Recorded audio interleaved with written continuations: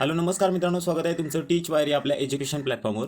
तर मित्रांनो, मी आहे एके आणि मित्रांनो, आज आपल्याला बघायचं आहे 14 जानेवारी 2024 चालू घडामोडी. तर मित्रांनो, तुम्ही अजून आपल्या चॅनलवर नवीन असाल किंवा हा व्हिडिओ पहिल्यांदाच पाहत असाल तर मित्रांनो, आपल्या चॅनलला नक्की सबस्क्राईब करा, जेणेकरून मित्रांनो पुढच्या व्हिडिओची लिंक तुमच्यापर्यंत येत राहील. तर मित्रांनो, आजचा पहिला प्रश्न बघू. ट्युनिशिया प्रजासत्ताक देशाने कोणाची मानदवाणीचे दूत म्हणून मुंबई येथे नियुक्ती केलेली आहे? तर मित्रांनो बघा, या प्रश्नाचं उत्तर असणार आहे बघा नंदकिशोर कागलीवाल. तर मित्रांनो, हे नंदकिशोर कागलीवाल यांची बघा कशासाठी नियुक्ती झालेली आहे. बघा, प्रजासत्ताक देश आहे ट्युनिशिया, मानद वाणिज्य दूत म्हणून मुंबई या ठिकाणी त्यांची नियुक्ती करण्यात आलेली आहे. तर मित्रांनो बघा, त्यांच्याविषयी आपल्याला माहिती बघायची आहे. हे फोटोमध्ये बघू शकता तुम्ही, नंदकिशोर कागलीवाल. तर मित्रांनो, आपल्याला मॅपमध्ये सुद्धा इथं बघायला भेटेल. इथं आहे ट्युनिशिया. ट्युनिशिया हा उत्तर आफ्रिकेतील भूमध्य समुद्राच्या किनाऱ्यावरील एक देश आहे. माग्रेब भागात वसलेल्या व उत्तर आफ्रिकेमध्ये आकाराने सर्वात लहान असलेल्या ट्युनिशियाच्या पश्चिमेला अल्जेरिया, आग्नेयेला लिबिया व उत्तर आणि पूर्वेला भूमध्य समुद्र आहे. ट्युनिशियाचा 40% भाग हा सहारा वाळवंटाने व्यापलेला आहे.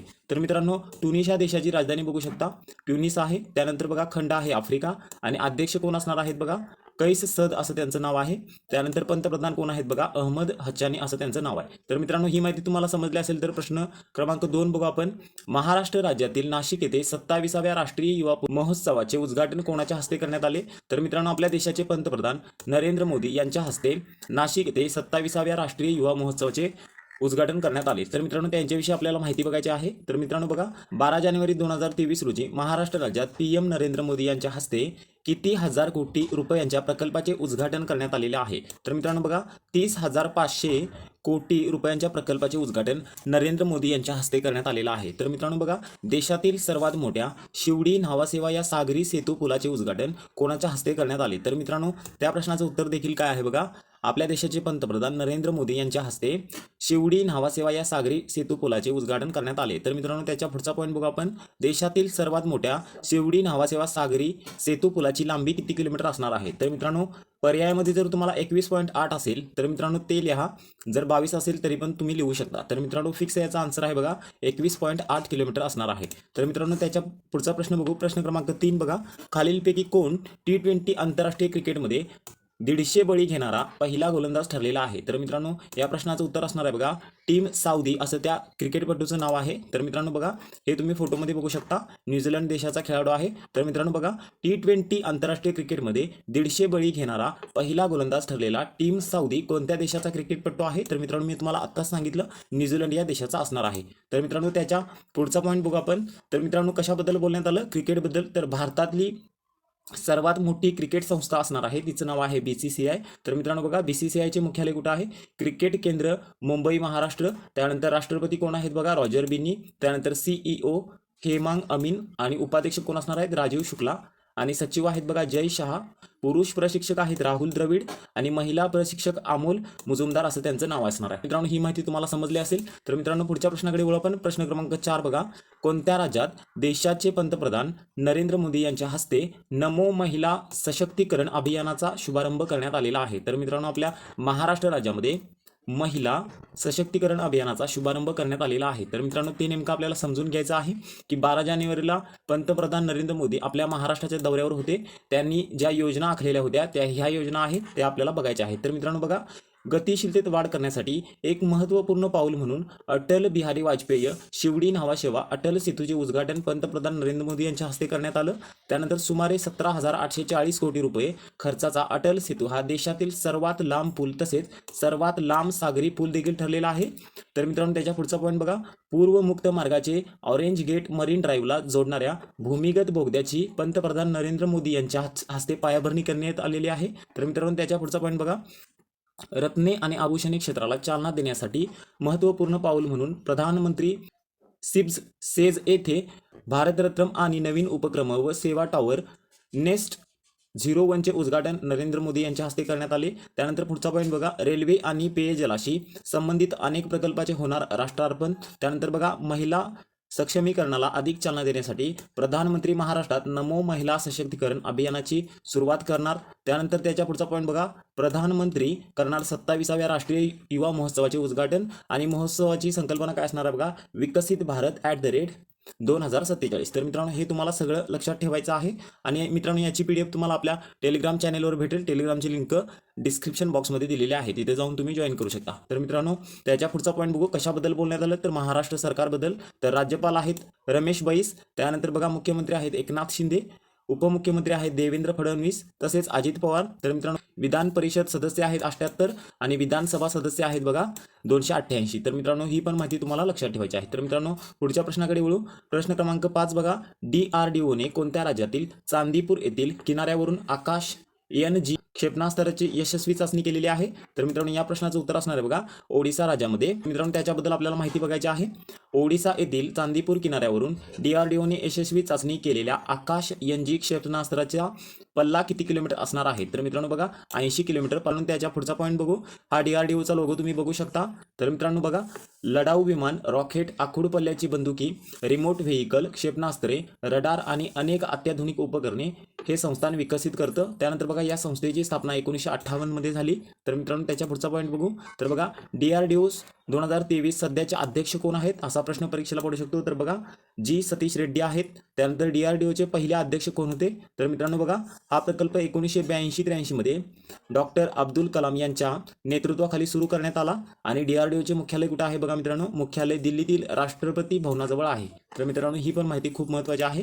त्याच्या पुढचा पॉईंट बघू. प्रश्न क्रमांक 6 बघा, CNN न्यूज 18 तर्फे उल्लेखनीय कामगिरीसाठी यंदाचा इंडिया ऑफ द इयर पुरस्कार कोणाला प्रदान करण्यात आलेला आहे. तर मित्रांनो या संस्थेचं नाव असणार आहे बघा इस्रो. तर मित्रांनो याबद्दल आपल्याला चर्चा करायची आहे. तर मित्रांनो बघा इस्रोची स्थापना 15 ऑगस्ट 1969, मुख्यालय आहे बेंगलोर या ठिकाणी. प्रथम अध्यक्ष होते विक्रम साराभाई. राष्ट्रीय सुदूर संवेदी केंद्र आहे हैदराबाद या ठिकाणी. भारतीय सुदूर संवेदी केंद्र आहे डेहराडून या ठिकाणी. विक्रम साराभाई अंतरिक्ष केंद्र आहे तिरुवनंतपुरम केरळ. त्यानंतर सतीश धवन अंतरिक्ष केंद्र आहे श्रीहरिकोटा आंध्र प्रदेश. त्यानंतर स्पेस ॲप्लिकेशन सेंटर आहे अहमदाबाद या ठिकाणी. प्रथम भारतीय उपग्रह आर्यभट्ट. तर मित्रांनो याचं प्रक्षेपण झालं 19 एप्रिल 1975 मध्ये. त्यानंतर चंद्रयान 1 बघा 22 ऑक्टोबर 2008, 2 बघा 22 जुलै 2022 आणि 3 बघा 14 जुलै 2023. तर मित्रांनो बघा मार्स ऑर्बिटर मिशन. तर मित्रांनो बघा मंगळ ग्रहासाठी भारताचे पहिले मिशन प्रक्षेपण तिथी बघा 5 नोव्हेंबर 2013 मध्ये सोडलं गेलं. मंगळ ग्रहासाठी भारताचे पहिले मिशन काय आहे तर मित्रांनो बघा मार्स ऑर्बिटर मिशन, हे तुम्हाला लक्षात ठेवायचं आहे. आणि सध्याचे अध्यक्ष कोण आहेत, एस सोमनाथ. तर मित्रांनो ही माहिती तुम्हाला समजली असेल तर पुढच्या प्रश्नाकडे वळू. प्रश्न क्रमांक 7 बघा, कोणता व्याघ्र प्रकल्प हा भारतातील पहिला डार्क स्काय पार्क ठरलेला आहे. तर मित्रांनो बघा पेंच व्याघ्र प्रकल्प. तर मित्रांनो पेंचबद्दल सुद्धा आपल्याला माहिती घ्यायची आहे आणि डार्क स्काय पार्क याबद्दल सुद्धा माहिती घ्यायची आहे. तर बघा डार्क स्काय पार्क म्हणजे काय. तर मित्रांनो बघू शकता तुम्ही डार्क स्काय पार्क म्हणजे जिथे फक्त नैसर्गिक प्रकाश असेल, कृत्रिम प्रकाशाचा अभाव असेल आणि त्या ठिकाणी हवा प्रदूषणमुक्त असेल, त्याच भागाला डार्क स्काय पार्क असं म्हटलं जातं. तर मित्रांनो त्याच्या पुढचा पॉईंट बघू. महाराष्ट्रातील पेंच व्याघ्र प्रकल्पाला इंटरनॅशनल स्काय पार्क म्हणून मान्यता देण्यात आली आहे. पेंच व्याघ्र प्रकल्पाकडून गेल्या काही वर्षात रात्रीच्या आकाशाचे सौंदर्य जपण्यासाठी केलेल्या प्रयत्नामुळे इंटरनॅशनल डार्क स्काय असोसिएशनने ही मान्यता दिलेली आहे. राखीव जागा आणि उद्याने तयार व्हावी यासाठी आंतरराष्ट्रीय पातळीवर इंटरनॅशनल डार्क स्काय असोसिएशनची स्थापना करण्यात आली. याच संस्थेचे पेंच व्याघ्र प्रकल्पाला भारतातील पहिले डार्क स्काय पार्क होण्याचा मान मिळवून दिला. तर मित्रांनो ही पण माहिती खूप महत्त्वाची आहे. तर मित्रांनो पेंच राष्ट्रीय उद्यानाबद्दल आपल्याला थोडीशी चर्चा करायची आहे, मग पुढे जायचं आहे. तर मित्रांनो बघा पेंच राष्ट्रीय उद्यान हे भारतातील मध्य प्रदेश व महाराष्ट्र राज्याच्या सीमा भागात वसलेले राष्ट्रीय उद्यान आहे. तर मित्रांनो बघा 257.26 वर्ग किलोमीटर क्षेत्रफळाच्या या उद्यानाचा विस्तार महाराष्ट्राच्या हद्दीत मोडतो. नागपूरपासून 86 किलोमीटर अंतरावरील हे उद्यान खूप सुंदर आहे. आज या उद्यानाची योग्य ती निगा राखल्यामुळे नागपूर परिसरातील पर्यटकांच्या आकर्षणाचे केंद्र बनलेले आहे.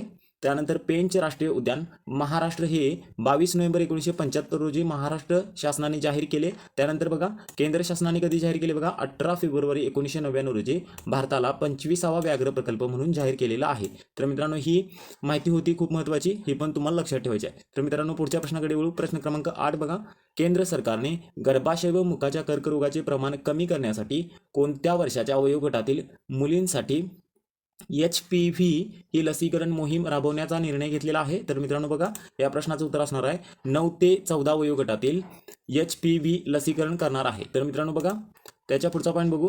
तर HPV हे काय आहे हे पण आपल्याला समजून घ्यायचं आहे. बघा प्रतिबंधात्मक लस उपलब्ध असलेल्या गर्भाशय मुखाचा कर्करोग हा एकमेव कर्करोग आहे. 2008 मध्ये सर्वप्रथम इंग्लंडमध्ये HPV लस देण्यास सुरुवात झाली. तर मित्रांनो हे स्टॅटिक होऊ शकतं बघा. तर मित्रांनो हे पण तुम्हाला लक्षात ठेवायचं आहे. तर मित्रांनो बघा, लसीकरणानंतर गर्भाशयाच्या मुखाच्या कर्करोगाच्या रुग्णांमध्ये सुमारे 90% घट झालेली आहे. त्यानंतर बघा, केंद्र सरकारने गर्भाशय व मुखाच्या कर्करोगाचे प्रमाण कमी करण्यासाठी पुढील 3 वर्षात देशातील 9 ते 14 वर्ष वयोगटातील किती कोटी मुलांचे लसीकरण करण्याचे उद्दिष्ट ठेवलेले आहे. तर मित्रांनो केंद्र सरकारने 8 कोटी मुलांचे उद्दिष्ट ठेवलेले आहे. गर्भाशय व मुखाचा कर्करोगाचे सर्वाधिक प्रमाण आढळणाऱ्या जगातील देशात भारताचा क्रमांक कितवा आहे? तर मित्रांनो आपल्या भारताचा क्रमांक असणार आहे 5वा. तर मित्रांनो शेरिंग तोबगे यांची कोणत्या देशाच्या पंतप्रधानपदी निवड झालेली आहे? तर मित्रांनो या प्रश्नाचं उत्तर असणार आहे बघा, भूतान देशाच्या. तर मित्रांनो हे बघू शकता तुम्ही, हे आहेत शेरिंग तोबगे आणि त्यांच्या देशाचे नवीन पंतप्रधान असणार आहेत. तर मित्रांनो हे बघू शकता तुम्ही मॅपमध्ये, भूतान हा देश आहे बघा. तर मित्रांनो थोडीशी माहिती आहे भूतानबद्दल. तर मित्रांनो बघा, भूतान हा भारताच्या उत्तर सीमेवरील एक छोटा भूपरिवेष्टित देश आहे. भूतानच्या 3 दिशांना भारत देश, तर 4थ्या दिशेस चीन देश आहे. भूतानच्या पूर्वेस अरुणाचल प्रदेश, पश्चिमेला सिक्कीम, दक्षिणेस पश्चिम बंगाल व उत्तरेस तिबेट आहे. थिम्पू ही भूतानची राजधानी व सर्वात मोठे शहर आहे. राजा जिग्मे खेसर, नामग्याल वांगचुक आणि राणी जेट्सन पेमा यांच्यासह राजघराण्याचं घर आहे. तर मित्रांनो हे जे आहे ते भूतानचे राजे आणि राणी आहे. तर मित्रांनो त्याच्या पुढचा पॉईंट बघायचा आहे आपल्याला, प्रश्न क्रमांक 10 आणि शेवटचा प्रश्न बघा मित्रांनो, भारतात कोणत्या कालावधीत दरवर्षी राष्ट्रीय सडक सुरक्षा सप्ताह आयोजित केला जातो? तर मित्रांनो बघा, भारतामध्ये दरवर्षी 11 ते 17 जानेवारी दरम्यान राष्ट्रीय सडक सुरक्षा सप्ताह आयोजित करण्यात येतो. तर मित्रांनो त्याच्याविषयी आपल्याला छोटीशी माहिती बघायची आहे बघा. भारतात कोणत्या वर्षीपासून दरवर्षी 11 ते 17 जानेवारी दरम्यान राष्ट्रीय सडक सुरक्षा सप्ताह आयोजित करण्यात येतो? तर मित्रांनो या प्रश्नाचं उत्तर असणार आहे बघा 1989 पासून. तर थोडंसं स्टॅटिक जी आहे, सीमा रस्ते संघटनेची स्थापना बघा मित्रांनो 1960 मध्ये झाली. देशातील रस्त्यांची लांबी आहे 58.9 लाख किलोमीटर. त्यानंतर जगात रस्ते लांबीमध्ये भारताचे स्थान आहे 2रे. त्यानंतर भारतात सर्वाधिक लांब राष्ट्रीय महामार्ग जर विचारला तुम्हाला तर NH44 सांगायचा आहे. आणि कुठून कुठपर्यंत जर विचारलं तर श्रीनगर ते कन्याकुमारी. तर मित्रांनो बघा, भारतात सर्वाधिक लहान राष्ट्रीय मार्ग विचारला तर NH47A कोच्ची ते वेलिंग्टन केरळमध्ये आहे. तर मित्रांनो खूप महत्त्वाची माहिती आहे. जर मित्रांनो अजूनही तुम्ही आपले टेलिग्राम चॅनल किंवा आपले यूट्यूब चॅनल सबस्क्राईब केलं नसेल तर मित्रांनो सबस्क्राईब करा. आणि मित्रांनो ह्या प्रश्नांची PDF तुम्हाला टेलिग्राम चॅनलवर भेटून जाईल. टेलिग्रामची लिंक डिस्क्रिप्शन बॉक्समध्ये आहे. परत भेटू मित्रांनो उद्याच्या व्हिडिओमध्ये. तोपर्यंत धन्यवाद.